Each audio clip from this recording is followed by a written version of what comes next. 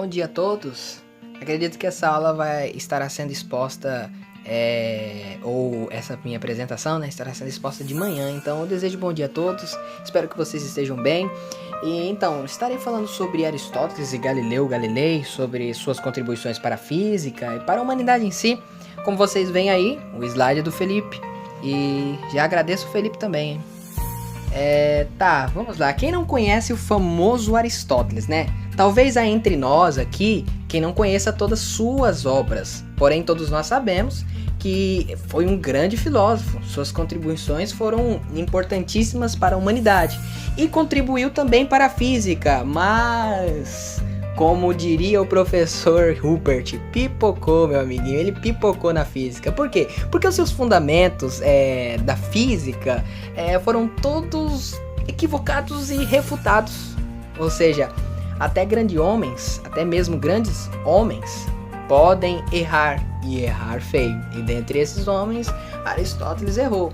Porque assim, para não ser um pouco arrogante, eram teorias novas. E da perspectiva daquele tempo, eram coisas que faziam sentido e experiências que aparentemente faziam sentido. E eu estarei falando depois sobre essas experiências que faziam sentido e que foram refutadas. Nasceu em 384 a.C., a 322 a.C., em Estagira, ensinava que os elementos que compunham a Terra eram diferentes daqueles que compunham o céu e o espaço exterior. Segundo ele, a maior parte da dinâmica dos movimentos era determinada principalmente pela natureza e características próprias das substâncias que constituíam o objeto movente. Aristóteles deu grande passo. Sua principal contribuição para a física, ou as suas principais, são as ideias do movimento, a queda dos corpos pesados, chamados graves. Daí a origem da palavra gravidade. E o geocentrismo, né? A teoria que defende que a Terra é o centro de todo o universo, que o Sol e todos os outros planetas giram em torno da Terra. É um absurdo para nós isso, é um absurdo. E é incrível saber que isso permaneceu durante mais ou menos 2 séculos. Isso é incrível mesmo. Mas vamos lá, né? A lógica aristotélica irá dominar os estudos da física até o final da Idade Média. Então, Aristóteles, geocentrismo. Aristóteles descreve o cosmos como um enorme, porém finito, círculo onde existem novas esferas concêntricas girando em torno da Terra, que se mantém imóvel no centro dela. Terra como centro, né, de todo o universo. Mundo sublunar, formado a partir de 4 elementos: terra, água, ar e fogo. Mundo supralunar, formado por um quinto elemento, quinta essência, ou conhecido também como éter, o elemento puro e corruptível. Aristóteles considera que os corpos caem para chegar ao seu lugar natural. Aí também vem um dos princípios físicos de Aristóteles. O lugar natural. Objetos que estão em lugares específicos, para eles, e estando nesses lugares específicos, o objeto permanece em repouso. A ideia dele de repouso é essa. Todo objeto tem seu lugar específico, e isso é conhecido como seu lugar natural. Você pode empurrar, você pode jogá-lo, mas ele voltará para o seu lugar natural. É algo que foi refutado também, né? E Aristóteles também, ele diz que, a teoria dele diz que há dois tipos de movimentos naturais, o vertical e o horizontal. O vertical é para cima e para baixo. Por exemplo, substâncias que predominam a terra e a água tendem a cair para baixo, para o centro da terra, né? E elementos que predominam substâncias como ar e fogo tendem a subir, que é o seu lugar natural. Assim diz Aristóteles, suas teorias, né? E o horizontal, que é conhecido como movimento violento, movimento causado por algo, ou seja, um agente, uma força. É a ideia de que, por exemplo, empurramos um objeto numa mesa, né? A partir de que eu estou empurrando, a minha força, né? A força aplicada nesse objeto é o agente, né? Que está empurrando aquilo. E a partir do momento que eu solto aquilo, ele instantaneamente para. E também foi refutado nisso. Mas vamos lá. Vou falar aqui falando sobre Galileu Galilei, irei falar sobre de que forma ele foi refutado, ou as próximas teorias, né? corretas, né, que foram corretas, exatas. Então chega Galileu Galilei, que nasceu no ano de 1564 a 1642, na cidade de Pisa, na Itália. Soube da invenção da luneta e desenvolveu seu próprio aparelho, aperfeiçoando. Ele não descobriu o telescópio, não foi ele que criou, mas foi ele que desenvolveu, ao ponto também de ser o primeiro a fazer o uso de forma científica. E tá, vamos continuar. Observou a partir de então a Lua, as fases de Vênus e publicou descobertas a respeito. Galileu refuta sobre a superfície da Lua, uma esfera perfeita, né? Ele vê que na Lua há buracos e há crateras e montanhas, ou seja, não é uma Lua perfeitinha.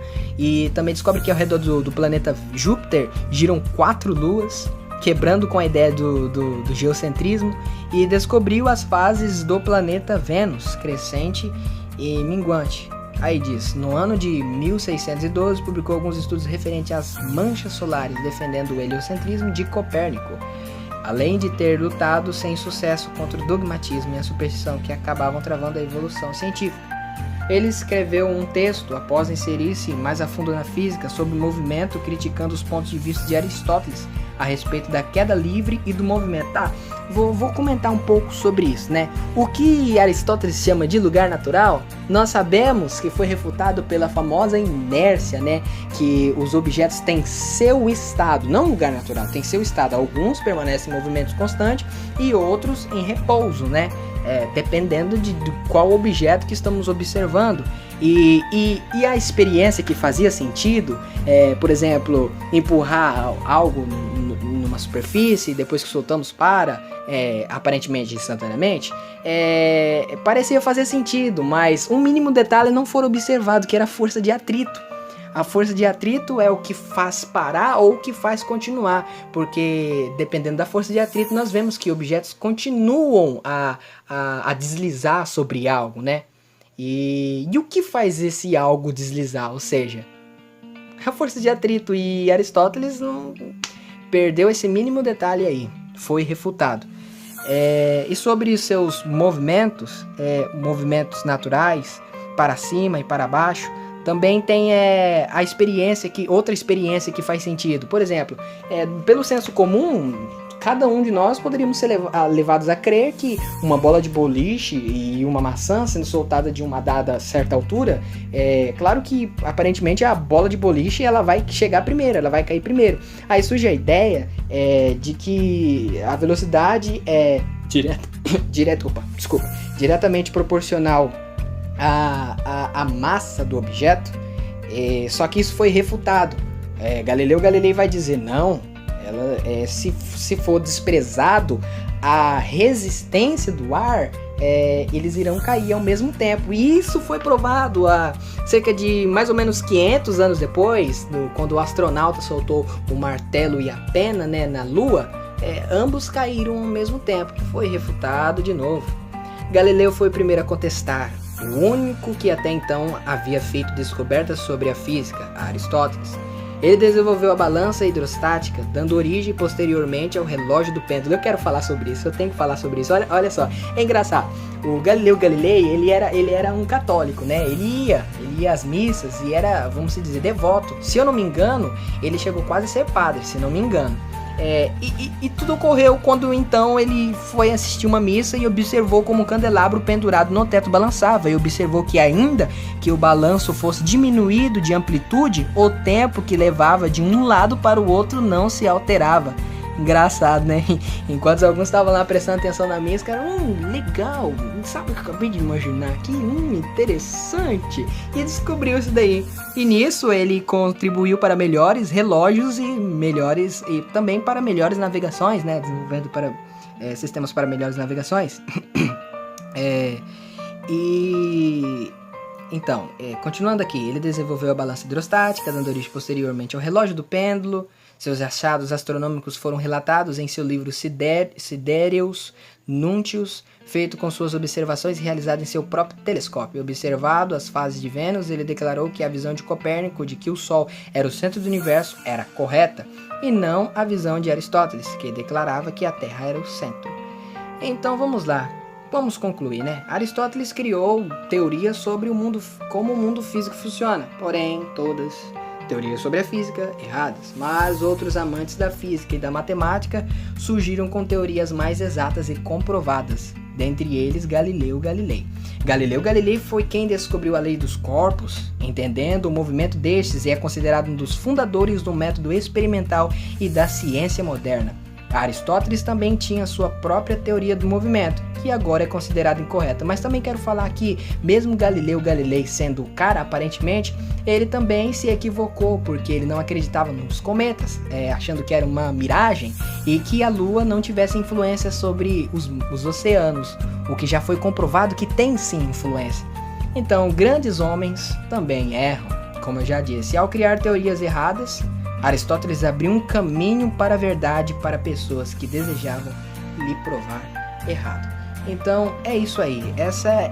Pude falar um pouco de algumas, não de todas, né, teorias de Aristóteles e de Galileu Galilei. E agradeço a todos por prestarem atenção até aqui. Muito obrigado.